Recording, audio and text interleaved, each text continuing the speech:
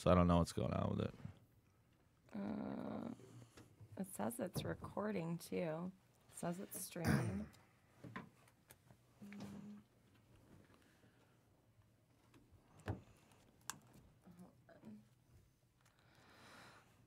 Yeah, it's just a frozen pic.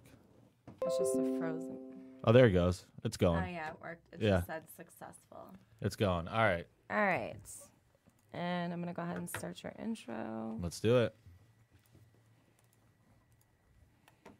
You're listening to Inside Real Estate, where we go deep into the minds of real estate professionals. I like the Here are your accent. hosts, Yeah. Paul and Sal. What's up, everyone? We are Inside Real Estate. We've got Brad Weisgerber with us. How you doing, sir? Good. How are you? He is the brains of the operation. We've got Mr. Dan Beasley, Hey, real estate morning. extraordinaire. thanks for having me. One of the best agents around.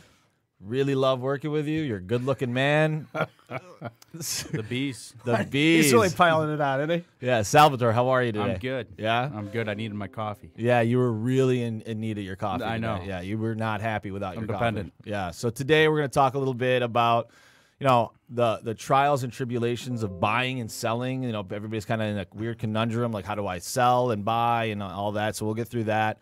Talk a little bit about the market. We'll talk a little bit about rates, and we'll talk a little bit about the Fed that's meeting on Thursday, is it? Thursday, right? Yes. Yeah, tomorrow. Today's Wednesday, right? It is. Okay, cool. Man. Yeah, dude. Yesterday was Tuesday. Thanks, man. Thanks. That's You how it need- That's works so out, crazy the dude. market is right now. We don't even know what day it is. No idea. So Dan, tell us a little bit about your background, man. I know you've been on our old show, but this is all new.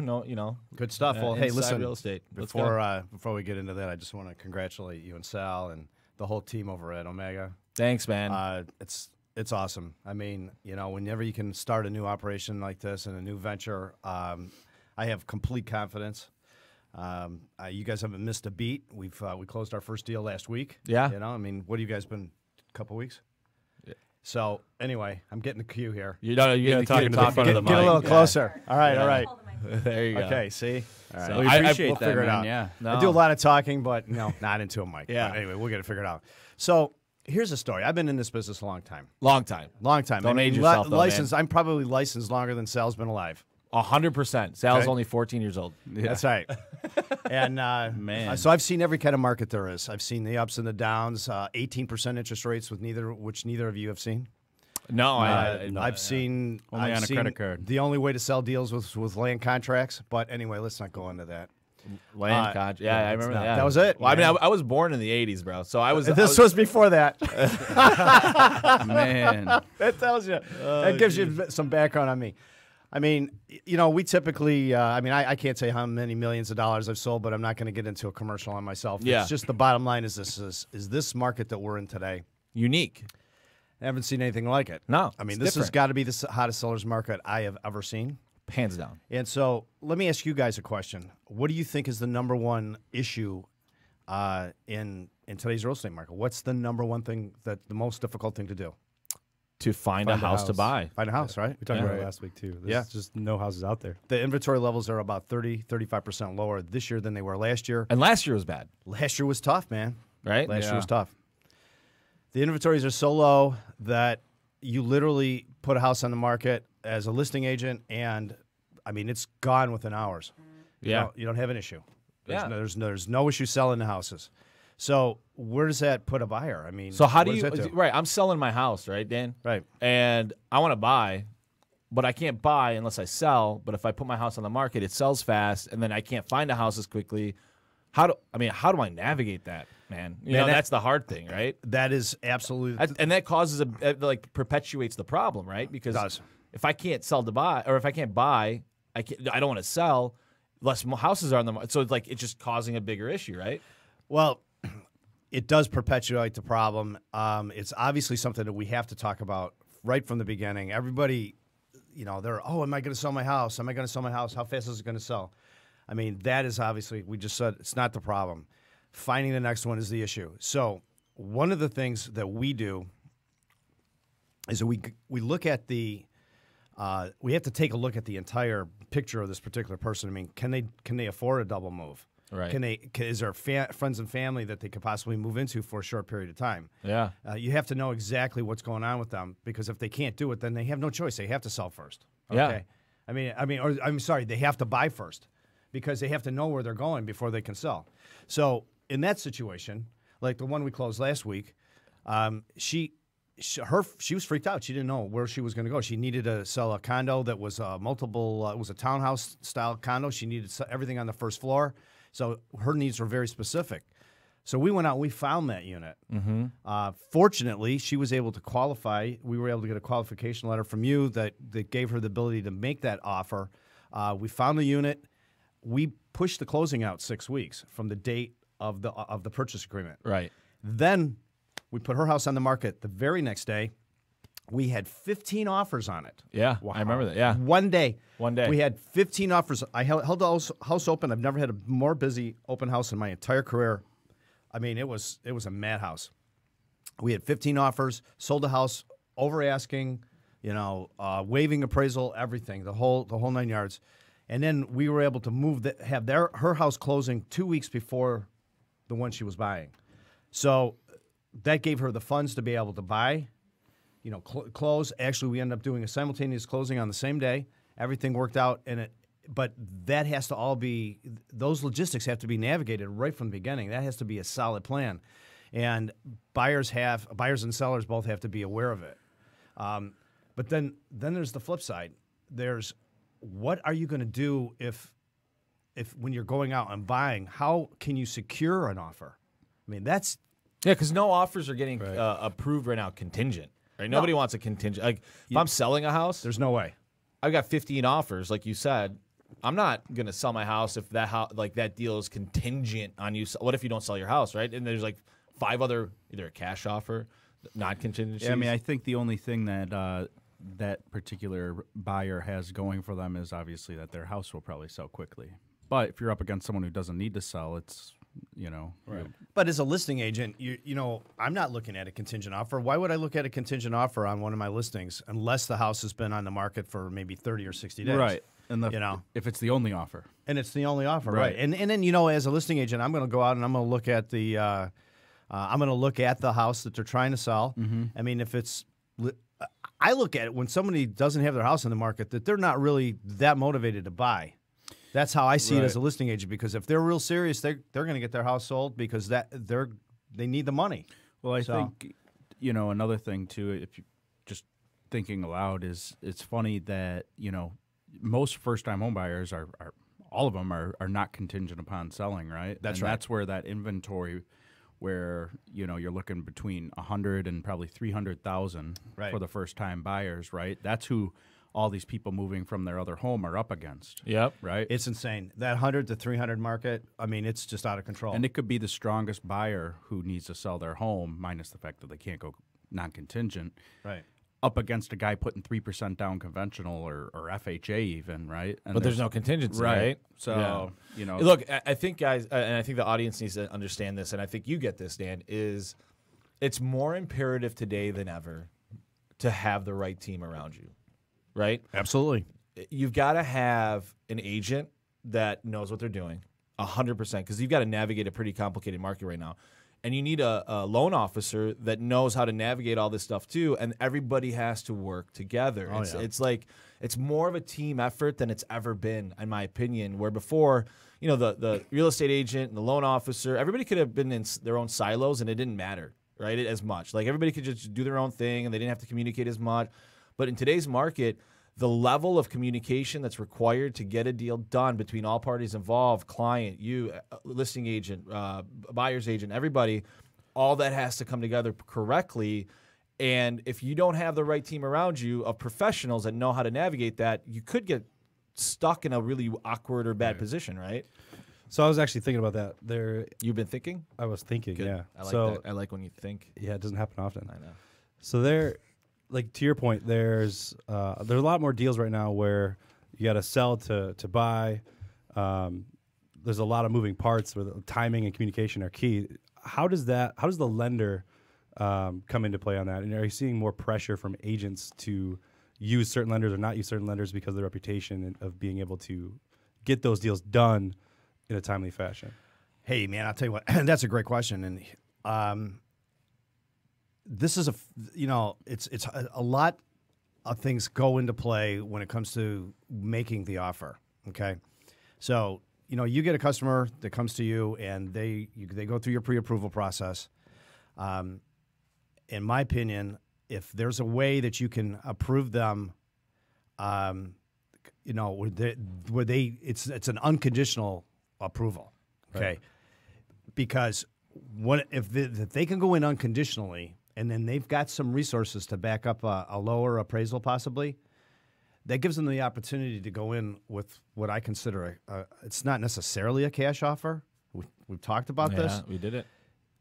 It's not necessarily a cash offer, but it's not contingent on mortgage approval, okay? So to the eyes of the seller, this is as good as a cash offer. Right. So you've looked at the customer and you said, yep, this customer is going to be able to buy this house unconditionally. You've run them through all the requirements that are needed. So now they're in a position where they can make an offer that is going to compete with cash offers. Mm-hmm. They have to write on the purchase agreement. They can make it a cash offer, but they have to write on the PA that it's They reserve the right. Reserve the right Right. to secure a mortgage. Okay, so that there's no surprises when the appraiser calls. Right. Okay. So then in that situation, now you're depending on whether you obviously won the deal, because let's say you just assume that you got the deal because you were the highest offer. So now you're also competing against cash offers. We just did a deal a week and a half ago. There were 10, 11 offers on this house. We did it exactly how we saw it. This particular customer of Paul's wants to get a mortgage, but she has the ability. She's putting enough down and has the qualifications where she could write cash. If she really needed to pay cash, she could. She would have borrowed from her 401k. Right. Okay. We wrote on the PA, just like I said, buyer reserves the right to secure a mortgage. And at that point then, that became all of the mortgage deals then fell to the wayside. So the cream of the crop raised to the top, which were 3 cash offers. So then there are multiple tiebreakers that come into play in a situation like that. Okay, the first thing is that a seller wants to sell to somebody that appreciates the house. Okay, and especially if they've been in the house a long time. The emotional connection, right? I'm not saying these are not in a order of 1, 2, 3, and 4. That these aren't number one importance. I'm just saying these are all tiebreakers. Yeah. So you've got a situation where you've got 3 offers that are essentially cash. They're all similar. So where's the seller going to go to? They're going to go to the person that displays the need or the want of this particular house the most. Somebody that can tie in an emotional tie to the house. Like, this was my father's house. I wanted to go to somebody that can appreciate everything that he did there. So you have to know these things as an agent. You have to really key on that and write a nice letter. The second thing is, one of the things we wrote in this offer was on inspection. Sellers don't want to get jacked up on inspection because buyers will write a huge offer on a house, but then what they'll do is they'll nickel and dime the seller down on inspection. We looked at the house. I'm like, I've seen enough houses. We've done enough flips. I've been in this business for so long that we know what's solid and what's not solid. So we wrote in the buyer was going to do an inspection. Just for their own benefit. But for informational purposes only. Seller was not required to make any repairs. So, I mean, you're throwing a lot at this offer. Let's be honest. I mean, and on top of that, if I remember correctly, you did what's called an escalation clause. We did. We weren't. There was 2 other offers that were higher than ours, and they were cash. We were $13,000 less, but we put an escalation clause that we would go $1,000 over the highest offer up to a certain price. So it's just for the audience. An escalation clause, basically, we talked about this last week, but basically it's, I will go higher than your highest offer by X, up to X. Right? Mm-hmm. So let me ask you this. I asked this last week. What happens if there's 2 escalation clauses? Tiebreakers. But when they just keep escalating? Right. No, because it goes up to a certain level. I mean, if, like 10K, up to 10K over, right? Well, no. We did $1,000 over up to a certain price. Got it. Okay, if there would have been somebody who would have been higher than us, they would have got it. That's crazy. Okay, but you can only do, I don't want a buyer to pay more than what the house is essentially really worth. Right. This particular seller was selling for a little less. Yeah. So you had room. We had room. It was worth it. It was absolutely worth it. Got it. So then you've got all these tiebreakers. So now you've got 2 escalation clauses that are about the same price, right? All right. So then where does it go? It goes to inspection, informational purposes only. Right. Seller's not going to be required to do anything. Right. But in the event that there is a major situation that occurs, the buyer still has the ability to back out of this transaction. Not that they want to, but they have that ability to get out if there's a foundational issue or some major mold in the attic or something like that. So then where does it go next? If the seller needs occupancy, the buyer has the position to be able to offer that seller occupancy for free, which is what we did. We gave the seller 2 weeks occupancy free. I had a strong communication with the listing agent. When does this seller need to close? This situation happened to be in a state where the family was from out of town and they needed to be able to get back in time for closing and be able to clean the house out. They didn't want to close till the end of May.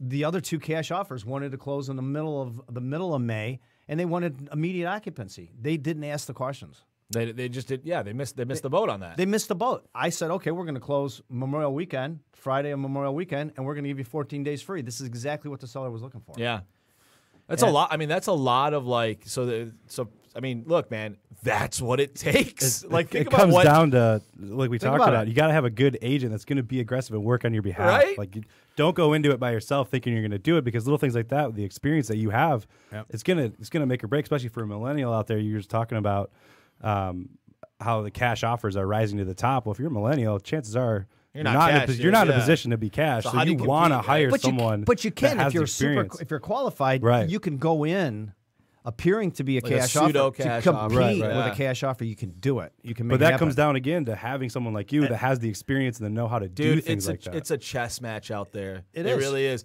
So like Dan called me, he told me he was going to do all this salad. He's like, dude, listen, let me tell you what I'm doing. We're going to get this house. I'm going to get this house. I mean, it is. It's just crazy that some of the things you see out there, and from our perspective, sometimes we don't really know. Like when we're talking to a client, right? Yeah. They write these offers. They got an appraisal waiver on there. Right. They're guaranteeing $5,000, and they might not have completely understood that, depending on their agent and everything. All of a sudden, the appraisal comes in, though. It's like, hey, man, you got to bring another $5,000. Right. They don't have a pot to piss in. Excuse me?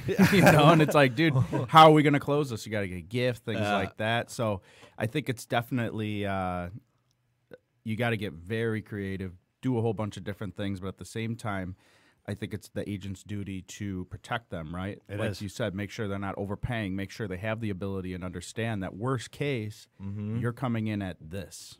Right? Yeah.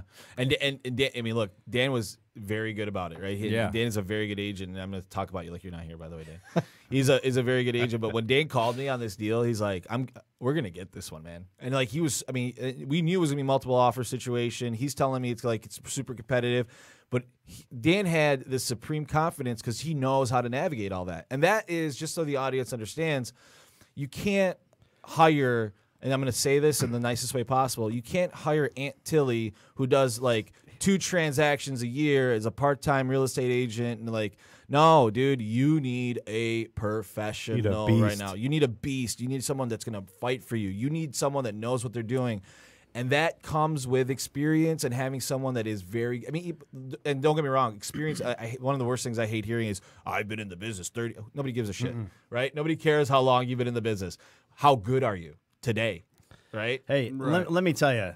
I mean, I've never heard you say that, which I appreciate. Well, thank you. Yeah. This experience did not come with no cost, believe me. For sure. I lost deals. And you sit back and you get upset and like, why did I lose this deal? Right. And you lost the deal because of this. Or how about this? On the listing side, where I've actually had 10 offers on a house, and we had 3 of them or 4 of them that were exactly the same. And I got to get on the phone and call the buyer's agent and say, you lost the transaction because your buyer was asking for a refrigerator. Okay, man, and it wasn't in the listing agreement. Oh man! Or your buyer asked for a home warranty, and it wasn't in the listing agreement, and that was the difference. That was the tiebreaker. And they're like, "Well, we would have waived it. But you didn't. But you didn't, bro." I had to make a decision with my seller to go with an offer, and they were all the same. Yeah. And you put something in there that shouldn't have been in there, that was never offered up, and so you have to know this, but. It doesn't even matter the age. It could be Aunt Tilly. It could be whoever. If they haven't, the School of Hard Knocks is the best educator that you could possibly have in this business. I think if you look in the market right now and you see who's doing a decent amount of transactions, meaning it's like their full-time gig, they're understanding the market, they're getting deals done, they're figuring it out. Those are the people you want to work with. People who are hungry, people who want to work with you. But I think to a degree, right, like you said, the buyer lost it over a refrigerator, right? Did that agent tell them, did they push them enough to say you may lose this over a refrigerator, right? Probably not. They probably didn't do that. They looked at it and said, "Oh, you know what? My buyer needs a refrigerator. Oh, well, let's just ask for it." Right. Or they can just come back and scratch it off, right? But you have to go into every transaction and say there's going to be competition. Every single transaction is going to have multiple offers. It's almost like put your best foot forward every time. You get the deal, right? Whether or not then we can negotiate after. Maybe they will, maybe they won't. It doesn't, right? You have to put your best foot forward. Yeah. So Dan, I'm Nathan Smith, right? Young 20s. I'm looking to buy my first home. I have no clue what I'm doing. How do I find the agent? How do I know who's good? How do I know who's closed deals? How do I find the right person to work with that's going to get me the house I really want? That's a huge challenge because a lot of folks will just pick the phone up. They'll go to an open house and they'll start working with the guy in the open house because whatever. He was there and he called them back. Right. Okay. It's really difficult, especially as a buyer's agent, because most of the big names that you're seeing on TV and advertising on the radio, they're real heavily focused on listings. They have a team of buyer's agents, but it's a churning team. It's always they're rolling over because these guys aren't good. They just come out of college. They don't really know what they're doing when it comes to this kind of thing. I wish I had a better answer for you. I don't have it. I don't have an answer. Well, it's hard because, like you say, you want to find someone that's closed a lot of deals recently. Well, we're in the industry, so we kind of have a little more insight. Well, I think as a new buyer, right? The first thing you do is probably ask for referrals, right? Everyone knows someone who probably just bought a house, right? Who'd you use? Who'd you go through? Were they good? Yeah. How'd it go? go? Do some research online about them, right? But even still, it's like, okay, yeah, so they found them a house. I mean, how long were you looking? 6 months? Right. That's too long. Yeah, dude. Right. I mean, this one that we just did, she looked at 3 houses. Yeah. We got the one, right? Yeah. I mean, it's also to that point. It's not just, hey, I found a house. It's how efficient was it, right? Look, I said this last week. I'm gonna say it again. Real estate agents out there, stop posting how you sold a house in a week. Nobody cares. That's took that long, huh? Yeah, nobody 14 offers in a week and a half.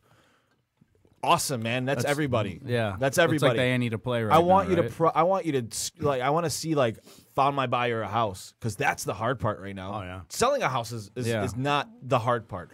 Finding them a house is the hard part. So stop being like, yo, I'm so good at my job. I sold a house. Awesome, man.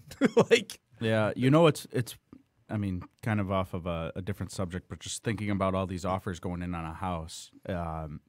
The most interesting thing to me right now, because I think it's truly the only thing that can really, it's the only thing that I think will push values forward when it comes to comps, is the appraisal waiver.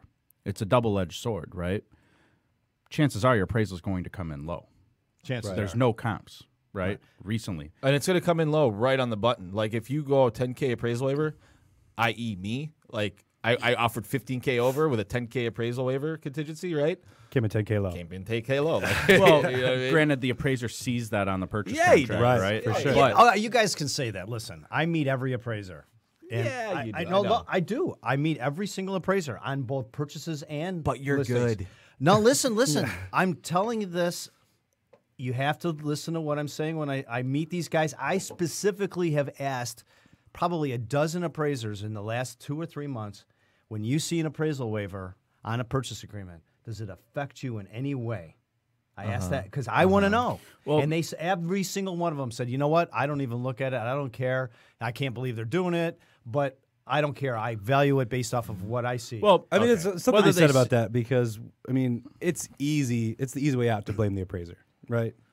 Appraisers, yeah. Well, yeah. here's they the get a thing. bad rap, but really, I mean, their They're job doing is their not job. easy. Yeah, no, Well, I get like it. they are supposed to be keeping everything in check, because if there was no appraisal, people would be paying 20, 30 grand over for a home, and the bank would be behind it. Right. Well, that's how we got in trouble in the first place, Exactly. right? But yeah. these appraisal waivers, well, they're bringing cash above and beyond, so that's their own investment, not the banks. Which Let's talk about that, actually. And I like what you said. Appraisers right now have an absolute crucial part of our system, and that is controlling the inflated values that we have. right. And if we didn't control that on some level, I know it sucks when you get a low appraisal, and I know appraisers do their best to get as much out of the home as possible. But if we just had rampant appraisals like we had in the past, where they were just matching values over and over and over again, we would just start seeing this a much more rapid inflated housing. And values. if you think about it, right, I'm thinking, if You're thinking. I like when you think. if someone does sign an appraisal waiver that they're willing to pay X amount over, that is the true value of the home. Someone was willing to do that, even though the appraisal came in low. They paid it. That's a sold comp. It's a free market. That's a comp. It is. Right? And I now agree. you have that comp that went 5, 10K over in that neighborhood, and you got another one, you got another one. That's how the value will increase for the banks to then support it. Because once the banks do, it's kind of leveling things out, right? Once the banks are caught up to the values, I think you're going to probably see more inventory. I can't really explain why, but you know. no, it's- you want me to tell you how we're going to get more inventory? In my opinion, you want to know? Does everybody build scared? it? He's scared. going to start It's gonna be building. something crazy. No, the building's not going to help because everybody's building out in the sticks. is Everybody true. wants walkability. Everybody wants the cities, right? I don't. If we start seeing values leveling out, like if we're at this part of the curve, and then all of a sudden people that have been holding onto their house because they want to like make the most out of time it, the market. they're trying to time the market. They start seeing a small dip. Oh, I got to sell. Boom, boom, boom, boom, boom, boom. People start selling. The values start going down, right? And that's what I feel like. That's the only thing in my mind that can happen at this point to get more sellers than buyers, because people just start deciding, I want to get the most bang for my buck. I personally think anybody out there that has like 3 or 4 or 5 investment properties that they've been sitting on for the last 3 or 4 years, sell them, because the market is like up here, I think, right? I don't think we're going down for another year, 2 years. It'll go flat. Yeah, it'll go flat. Yep. It might adjust a little bit down, but why not take your profits and then go buy like 5 other houses somewhere else? Or go to Hawaii. It's going to go flat. Relax for a while. It's going flat. It is. It is. But I mean, that's not a bad thing, because if it goes flat at the top, I mean, Well, it's dude, still we don't want to be as high as it's been Vancouver forever. We don't want to be Toronto. We don't want $1 million, 1,200 square foot bungalows in Royal Oak, right? We don't want that, right? We want a healthy thing, economy. But here's housing values. Here's the thing. I mean, you look at Metro Detroit, and the amount of jobs and the amount of excitement that's going on in our area is insane. I mean, all of southeastern Michigan. We're healthy, man. I mean, it's as healthy of a Jobs. It economy. all comes down to jobs. It does, dude. and we are one of at the housing prices. We are some of the lowest in the country. In relationship Affordability. affordability. Yeah. And that's what makes the difference here. It's an affordable housing If market. you really want to buy a house for $150,000 in Metro Detroit, you can. Oh yeah, Right? and a decent one. Yeah, a decent. decent Yeah, house. you can actually Yeah. find them. Like, but but if you go to like Royal Oak or Birmingham, there are really super hot markets. Royal Oak's really crazy. I mean, 2 years ago, I was sitting here saying, Royal Oak's at $220 a foot. I'm like, how much higher can it be? Right? This is 2 summers ago. Yeah. Yeah, How much I higher looked at can it one be? that was 265. A foot. Yeah, and it went pending. Yeah. You know, probably full price. Hey, not far from where you bought. I mean, they're going almost to $300 a foot now in certain areas over there. Yeah. I mean, I and that's mean, just ridiculous. I never thought ever. But Yeah. the market bears it. It does. It does. And It can that's the sustain thing, it. right? Yeah, absolutely. Now, what, but with all that being said, right, a lot of these people are hopeful of the future, but we can't speculate to the point where, yes, I bought my house for $285, right?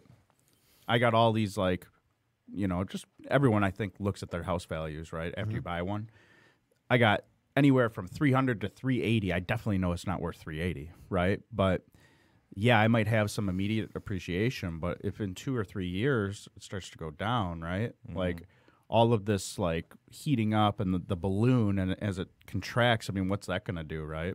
Probably more refi booms, things like that. But it's always a cyclical cycle, right? We're going up and down every cycle. Yeah, cyclical cycle. That's a little redundant, bro. So Let's talk a little bit about. Yeah, That's Thanks, the most redundant man. thing you've ever said. What do you think the market would Can we- do? I just want come to out, before you alright. move on. Sounds what good do- though. Cyclical side. Back to the point of the appraiser's job right now is to control our market so we don't have a bubble like we had before. What do you think this market today would look like as far as sales prices if we didn't have that control? It was back like the old day where you could That's what call I'm the appraiser. saying. What would it look like? I mean, it'd be crazy. Yeah, that's what I'm saying. You just reiterated the point I already made. Thanks. Let's talk about the Fed. Well, it's a double. Apparently, I wasn't paying attention. You know, I'm trying to move on from the topic, man. yeah. It's tough. It's gonna be tough. So honestly, I do want to talk about the Fed because we're gonna run out of time if we don't get into it a little bit. Really? So they're meeting on Wednesday, right? Today's Wednesday. Thursday. I mean, Jesus. So what's gonna happen? Nothing's gonna happen. Everybody, they're gonna. Are they raising rates this time? No, they're not. Right? I don't think they're supposed to. No. Things are going to happen because there's going to be a lot of hype around it. But It's all nothing's about what really they going say, to happen. though, Listen, but the rates have already risen. They're Exactly. already Right? in. They've, So it's they've already gone built up in. a point. I think now it's like checks and balances to see what types of effects it has on the housing market, job market, things like that, right? What's actually happening? What is the consumer spending? Now that they have these higher mortgage payments of $100, $200, right? Yeah. For these new buyers. And I don't know. I mean, I don't work at the Listen, Fed, but the I reality think is that the there's Fed gonna be, doesn't control rates. Now, what could happen is if they say something in their notes that the market doesn't like, that they're not expecting, rates will go jump up. If it's status quo and nothing new or nothing salacious comes out in those notes, I think rates are going to go down after they meet because Right. it's being built up. It happens every time. So it all depends on what they say, and I don't think they want to say anything too crazy because they're probably happy with where rates are because they've increased a little Yes. bit. So for people out there listening and wondering what rates are going to do after the Fed meeting, I actually think they're going to come down a little bit. If I had to put my money on it, I was going to say, don't quote me. Don't hold Well, out. you're and getting float. quoted. I'm saying you're don't hold out and float your rate. Take it until with after a they grain of meet. salt. Yeah, take it with a grain of salt. Yeah, No 'cause you one can be knows. wrong. We're going to get a little relief after they meet for sure. I think we're going to if get. I knew relief. what it was going to do, I'd be jet setting. I'd be out of here. Right. Wouldn't- You do jet set though, bro. Shut You're up, always Paul. jet set. So listen, it is funny though. Look at what happened with the election, right? At the end of 2016, rates shot up, like somewhat close to where they're at now, and then they came back down. Right, the market kind of like took its breath, and I think that's what's going to happen again. Is right at the beginning of the year, boom, shot up like a point. I mean, it's crazy right now. I would say the average rate right now, if you're putting 20% down and have great credit, is probably like 4.625 on a 30-year. That's it. Yeah, And you nailed it. A year ago, we're looking at like 3.875. It's crazy. Yeah, listen. a few it's- months ago, I mean, it's even. not that crazy, man. We've had low rates for so long. And listen, 4.6, not that bad. No, it's great. Not that bad. And they're going to go to 7, and that still won't be that bad, right? Right. And people will still buy houses because they need a house. I had a baby. I need more room. But I think it's a lot of expanding and contracting it to get there, right? And every time it probably goes up a little It's more actually and then been a comes healthy back rise. a little less. It's been a goes healthy up a rise. little more. Don't you agree? Don't you think it was a healthy rise so far? Yeah, it's fine. I don't think it's like egregious. I mean, you still got 30 offers on a house, right? And you know what? At 5.5%, 6%, I don't think it's going to change. No, I mean, no. it really isn't. I mean, will there be less buyers? Yeah, but you know what? Instead of there being 15 offers, there might be 7. I mean, seriously? Correcto mundo, dude. you know? Correcto mundo. So, yeah, I mean, I honestly don't think – I think we're in a healthy rate environment. I think it's getting even healthier. And I think there's a steady rise. And I think anybody that is freaked out by interest rates is a little bit like whiny. Get over it. You're a little whiny. Oh, I don't want 4.5, Paul. It's 4.5, bro. Some Yeah, people but still it's- think that loan officers get compensated for giving you a higher rate. That's not the case. The rate's going to be the rate. Get over it. Find the house you like. Nobody's jacking people for rates. No, I mean, you can't. Some companies make more. Some are more expensive. Can I be honest with the listeners right now? I mean, yeah, shop for rates. Make sure you're getting a good deal. But what's the value you're getting? There's some internet lenders out there that like have like lower rates than everybody in the country, but you don't know who you're working with, right? And do you 60 really want days to close. Do you really want to work? I mean, you really want, and you can talk to this, right? can. Because you work with different lenders, with people, different pre-approvals from different companies. All the time. And Dan, in your opinion, and I don't want to speak for you, but like, what do you look for in a lender? You know what I mean? Like, what is it that's most important in a purchase transaction, in your opinion? Well, the first thing that I'm looking for is communication, because if I have a problem right from the beginning with the loan officer not calling me back as a listing agent, I'm reaching out to the essentially the winner of the bid, that I haven't told them they're the winner yet, but I'm reaching out to the lender, Right. to find out whether what's really going on with this buyer. Because I mean, Are they really qualified? Right. But I mean, am I going to hear the truth? Probably not. They're going to tell me whatever I want to hear. But it's what they're not telling me is what I'm trying to feed in on. I call them in the morning. They know that their buyer's trying to buy a house. They know the market. Everybody, all lenders know the market we're in. Do they call you back? Do they call me back? Right. I mean, that's number one. Okay. Right. Or how about a How lender? often does it happen where they don't call you? Oh, all the time. It's just crazy. All Your whole all job the is to call time. people back. And how about a lender that actually calls me as a listing agent Proactively? proactively? Whoa, man. It's like now I'm looking at this going, okay, I shouldn't have a problem with this, right? I mean, not to say that I won't, but chances are I'm probably not. If this person is going to be proactive, they're in this, they understand the communication side of things. So that's a real important thing. Obviously, if it's somebody, I've been around a long time, so I know a lot of the people. I mean, I don't know I don't know all the loan officers, but you know what? I know the reputation of the lender, and I know which lenders are going to give us more of a hassle. Some of the larger banks, if you will, they typically aren't going to give a pre-approval out to somebody that isn't going to close. But am I going to have communication problems and appraisal problems? Chances are I am.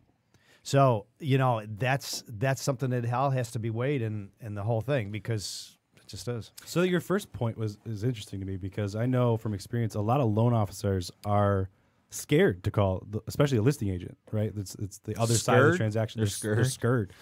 So, Why? in your opinion, I don't know. They're they're phone-averse. out of college. They plopped him in a seat and said, Listing "Call agent's people," going to bite their right? head off. What's So, gonna in your happen? opinion, would you rather get a call from someone that borderline seems like they don't really know what they're doing, or no call at all? Oh man. I mean, They know what they're doing, but they don't necessarily hey, know. Dan, I'm deeply. calling. Right, that guy. Yeah, That guy's not calling me. exactly. That's the point. He's not calling me. I mean, what's so hard? Hey, listen, I'm reaching out. My buyer put in an offer on one of your listings. I just want to let you know that they're rock solid. And if you have any questions at all, get back to me. Here's my number. I mean, It's that easy. how hard is that to say? Right. It's that easy, but people are scared to do that. They feel like they're going to fumble, so they just don't call. It's the craziest thing in the world. Well, if they don't call, okay. So if I'm the listing agent, I reach out to them, and then they call me back, and there's like, well, now I got a problem. Mm-hmm. Guess what? Tiebreaker. yeah. Let's go to the next There's guy. the fridge right there. Listen, dude. I think as an LO, you kind of have to play both sides. I mean, we're all in this together, right? That's so right. Once you got to work with that buyer's agent to put the deal together, to make it work, to understand the worst case and the best case for that buyer, and can they swing it or can they not, right? Especially if you're dealing with a first-time buyer. Once that gets accepted, or at least an offer in, right? Because we all have to work together to get that deal in. That's the difference, I think, that makes a good loan officer someone who's also going to be an advocate for you when you're submitting offers on homes, right? Mm-hmm. Kind of like you said, call a list agent. Hey, he's rock solid. Call me if you need me. Right. Boom. But again, Where does that offer come in at? But that's only if the agent or the buyer has communicated with the loan officer That they put an offer that in. they put in an offer in this. But that's house. sometimes that goes back to the team. It does. It goes back to the But it communication. also goes back to the loan officer's duty to understand what's going on. Once in a while, I get a purchase agreement just sent to me from someone who I pre-approved 3-4 months ago. That's your fault. Yeah, You never I didn't- followed up. I didn't follow up enough, right? Yeah. And that does happen. I mean, no one's perfect. It all slips through the 100%. cracks. But Right. it does happen. And then you're like, well, you have like $5,000, and we needed seller's concessions, right? Well, this doesn't have concessions on it. So what are we going to do, right? It's all in the communication. And in that situation, right, now it went from being like, yeah, this is going to be so smooth, to someone scrambling to find a gift, or we got to renegotiate, which sometimes will happen, but then you got the appraisal, and it's like you need to know every pitfall so you can avoid it. But I have a hard time understanding any of this, what you're saying to me, Sure. because are you saying that they've got a purchase agreement on a house and the listing agent never reached out? Never. Yeah. Okay, It I mean, happens. There's a lot of bad think agents think out there, about this. Daniel. The selling agent. There's a lot of bad The selling agents agent out never there. called to say, "Hey, I don't know. Have you talked to him recently? We're about to submit an offer." I've got a It happens a pre-approval. lot. I got a pre-approval that's 3 months old. I mean, seriously? Yeah. There's just as many bad agents as bad. Listen, like as an agent, I would think of my buyer as a soldier about to go into battle. Oh yeah. Do they have their gun? Do they have their ammo? Are they prepared? Have they This is been my trained? rifle.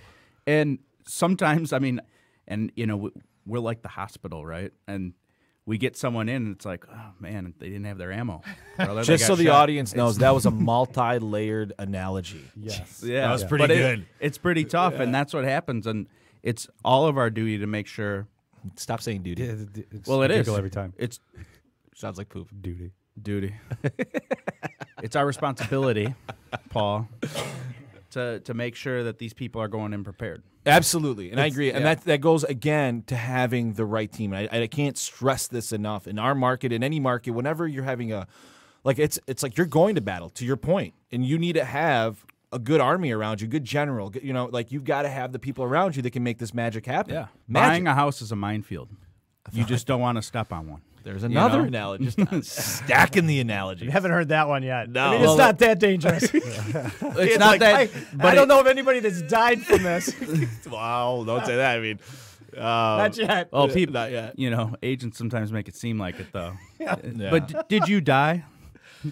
Brazel came in low. It's the end of the world. Yeah.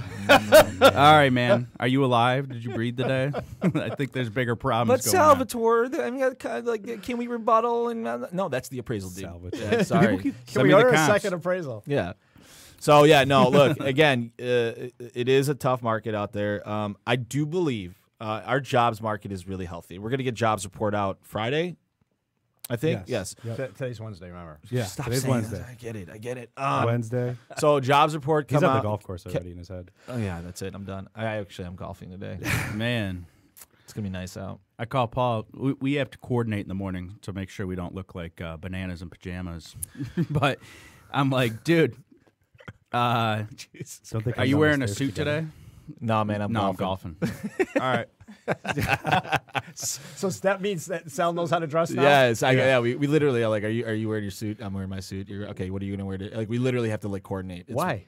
Because we walk into a meeting together. Sometimes and, like, you're wearing the same stuff. Do you We guys? look like He doesn't know what day it is half the time, so he doesn't even know whether Yeah. he's got a meeting. that I day. need Sal to put my clothes out in the morning so I can wear them. I mean, it's like, Yeah, we walk into a real estate office and we're like the twins sorry in The for your Shining. wife. Yeah, blue suit, Yeah. baby blue shirt underneath, same shoes, literally the same exact shoes. We own the same. Man, exact shoes. someone complimented me on mine yesterday and didn't give you any. But well, mine are beat up. Mine are a year older than yours. They're a little dusty. Yeah, they're dusty. It's time for me to upgrade. yeah. What is So- happening right now? I don't know. We're talking about fashion. Yeah. they've totally Yeah, got Jessica's out. laughing at us over there. Way off She's track. like, cool, man. What are you? She's like, what are you guys talking about? This is a real estate show. I promise. Last week we talked about medical marijuana. We did. That's gonna be awesome. So, last thing I want to touch on is how crazy is it? And look, for better or worse, like Donald Trump's our president. I love him, but how crazy is it that he dictated his own medical records? Can I talk, We all, about that? we all kind of knew Is that. it true? 100%? You know Yes. that for a fact. Nothing's ever 100% Yeah, I true. mean- I want to be fair. Stop saying yes. You I leftist. You're so left. I am super left. I mean, he is so hard left. But I'm pretty sure the doctor actually said it on camera. Well, listen, I will say this, and I'm not a huge fan of Trump. I'm not a huge fan of politics, but I will tell you this, and I mean this wholeheartedly because I'm very by the book and by the facts. No president in our history has been more effed with in the history of presidents. I mean, he is getting he's getting scoped anally every day. But He is. the counterpoint to that is you could argue he kind of deserves it because he's getting away with dude, more than any other At president. the did same as time, well. I can't believe that he's done what he's done. Listen, for what it's worth, I don't think his policies are bad. To be fair, You're left too. I am left. I am, but I don't. But you got to be fair and impartial. Like it's I not agree. fair to I say agree. it's all bad. Listen, South Korea wants him to win the Nobel Peace Prize for what he was able to accomplish. I mean, that's what he said. No, that's a big deal. It's right? huge. Yeah, it's a big deal. Listen, there's a lot of bad. Don't get me wrong, but I don't think any human under that much scrutiny. There'd be some like you put me under a microscope for Yeah, that I wouldn't long. be able to do it. No, it's No, not not easy. So I want to be fair, but He does do a lot of dumb shit. There's a lot of people in this state that are getting some pretty sizable bonus checks as a result Look, of some of the tax cuts. I'm being honest. Look, his policies have not been bad, man. Fiscally, they're not bad. I get it, but he's a dummy. he's just got to stop twittering. Man. Is it twittering?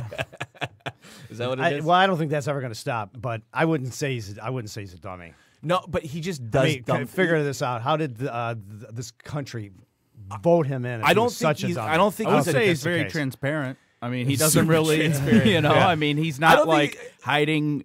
He's not really being too PC, right? I get it, man. I just He's tone it kind of down a saying little what he bit. thinks. Tone Which it down a little bit. Do we want this to go the Nope. rest of the No, show in this no, direction? no, I think we stop. cut it off now. Well, man. we'll stop I could now. go for a while. Yeah, you. I'll yeah, just- you know, Yeah. I think it's a funny. Just horrible like human every presidency, every let's just see what happens. Right? I want to. mean, I there's want not but I much that want to we be. can I do want to either be way. honest. I want to be honest when I say our economy is doing great.